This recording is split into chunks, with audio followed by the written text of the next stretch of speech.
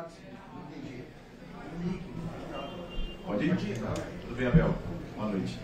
Hoje você adotou a estratégia, claro, tem pouco tempo para descansar, preservando os jogadores.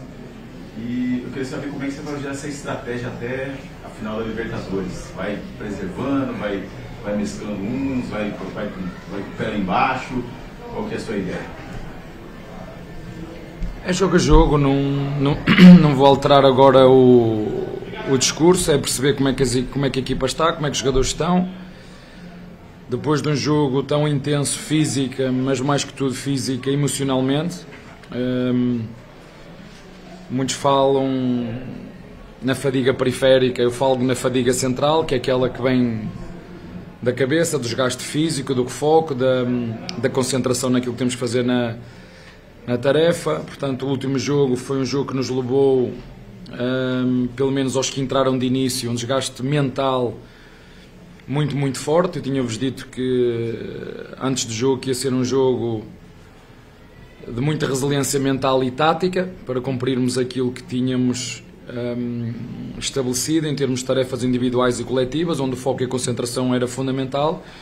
E hoje não tive dúvidas nenhumas em trocar, porque sabia que estes jogadores que também têm jogado, o Filipe tem jogado muitas vezes, o Bruno tem jogado agora ultimamente, o próprio Veiga, que não tem entrado sempre de início, mas tem jogado de forma regular. Se calhar de todos ali dentro, dos que jogaram menos, foi o Facundo, que tem jogado menos nos últimos tempos, mas é um jogador que treina muito, muito bem e, portanto, nós sabemos com que podemos contar. O próprio GFT é um jogador com uma dinâmica e um andamento e uma disponibilidade física para o treino e para o jogo também muito boa, aguentou o jogo todo sem problemas absolutamente nenhum. O Kelvin igual, tem sido um titular. Portanto, o que eu fiz o que estava a dizer, jogo a jogo, entender que dos que jogaram no domingo ou na quinta-feira teria que mexer 5 ou 6, não há como, e ainda bem que o fizemos, porque estes jogadores que jogaram muito bem, tirando esses últimos 10, 15 minutos onde perdemos um bocadinho o nosso foco e a concentração naquilo que era a marcação, e não só, até nas transições, a forma como nós desperdiçamos na saída para contra-ataque, a forma como perdemos a bola, chamo-lhe passes, mas não vos vou dizer que não que chamo aos passes, mas que não podes perder esse tipo de bola, não tens pressão e não consegues ligar o jogo. Mas acho que sinceramente, acho que o próprio Juventude até merecia um golo, por aquilo que criou, sobretudo nos últimos 10, 15 minutos, mas acho que no geral a vitória é inteiramente justa. Boa noite, Abel, tudo bom? Meu nome é Antônio, muito prazer estar conversando com o senhor, sou um enorme fã do senhor, inclusive. E a minha pergunta vai em respeito, sai um pouco sobre o jogo, também parabenizar o senhor pela classificação na quinta-feira, que foi um excelente jogo, ninguém esperava. Mas a minha pergunta é sobre o Volks Sobris, que fala que em 2020, na sua apresentação, quando chegou no Palmeiras, lá em 5 anos atrás, você falou sobre a vontade de ser campeão. Títulos eu nem preciso dizer. E com isso eu queria perguntar, porque após 5 anos e ano que vem fechando o 6º ano, o Abel Ferreira ainda tem interesse em alguma marca pessoal que queira bater, como, sei lá, ser o maior técnico da história da América do Sul, ser alguma meta particular que o Abel não fez ainda para o Palmeiras e ele acha que está devendo ainda? O que o Abel ainda acha que está devendo ao Palmeiras, ou acha que já é mais ao contrário?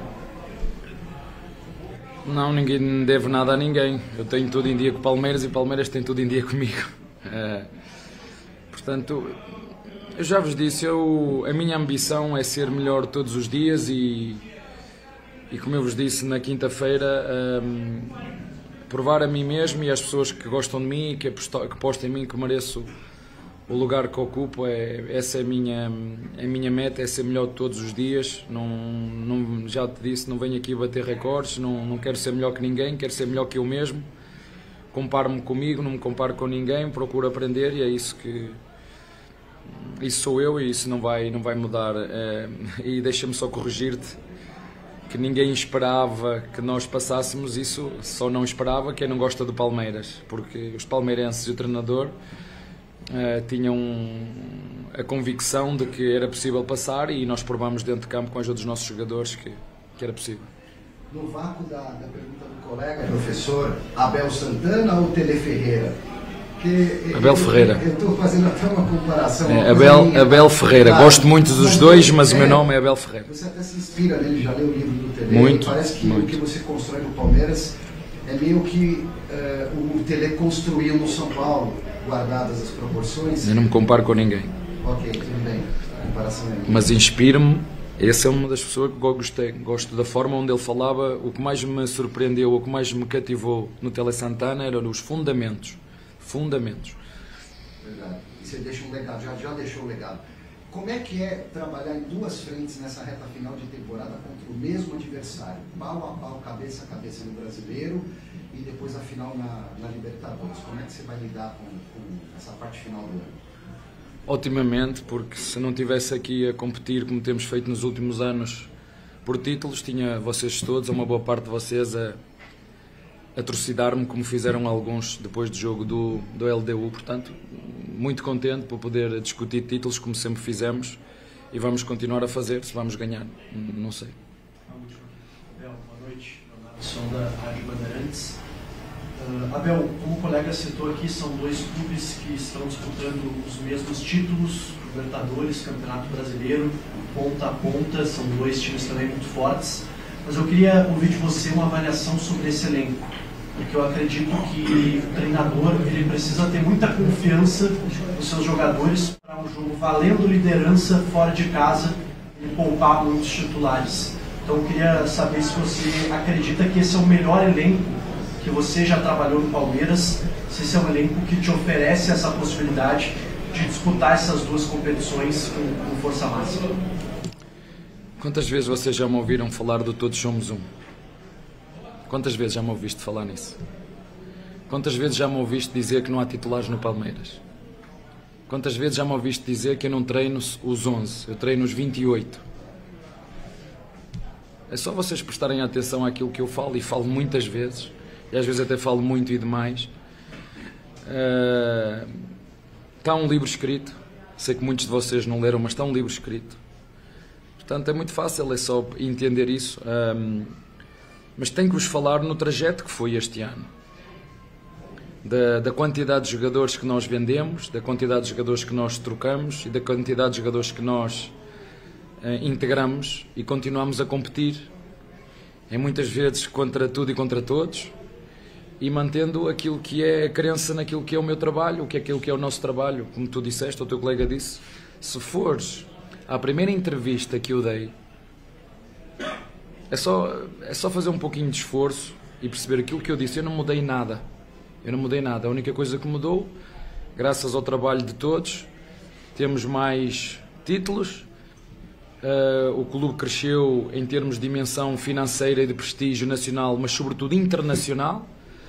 A quantidade de jogadores que nós apostamos vindos da formação, o número de vendas e o valor das vendas que fizemos,